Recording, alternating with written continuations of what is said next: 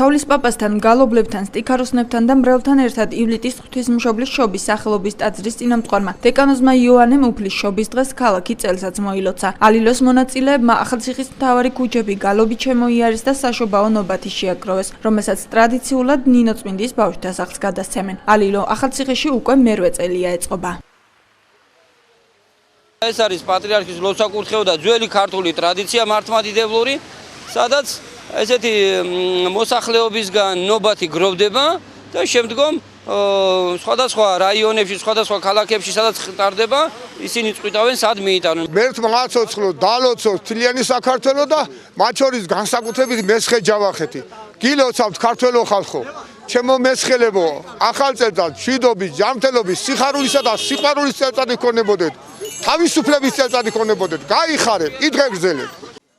მრავალწლიანი პაუზის შემდეგ ტრადიციული ალილო აღდგა ვალეშიც. ახალციხისა და ტაო-კლარჯეთის მიტროპოლიტის თეოდორეს ლოცვა-კურთხევით ალილოს მონაწილეებმა დაბისა და სოფლის ქუჩები მოიარეს და საშობაო ნობათი შეაგროვეს. მსვლელობას ვალეში მამა ანდრია გაუწვა. ყველას მოგილოცავთ შობის დღესასწაულს, მიულოცავ მთელ საქართველოს, ჩვენს პატრიარქს, ჩვენს მეუფე თეოდორეს, მთელ მრევლს, ყველა ქართველს და ყველას ულოცავ ქრისტეს შობას კიდე და კიდე ერთხელ და ჩვენს გულებში დაბადებული იყოს მაცხოვარი.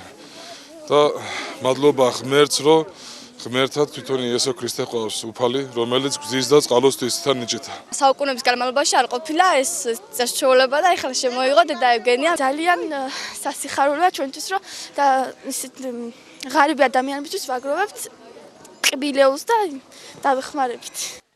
ალილო ვალის მონასტრისა და სამრევლო სკოლის ინიციატივით მოეწყო. საშობაო ნობათს ისინი სოციალურად დაუცველ ოჯახებს გადასცემენ, რომელთა ვინაობას დედა ევგენიამ წინასწარ მოიწია. ალილოს ორგანიზატორების თქმით, აღნიშნული ღონისძიება ვალეში ისევ ტრადიციად იქცევა და ყოველი წლის 7 იანვარს მოეწყობა. ისტორიული ფაქტია ფაქტიურად, რომ პირველად ჩატარდა ესეთი რაღაცა.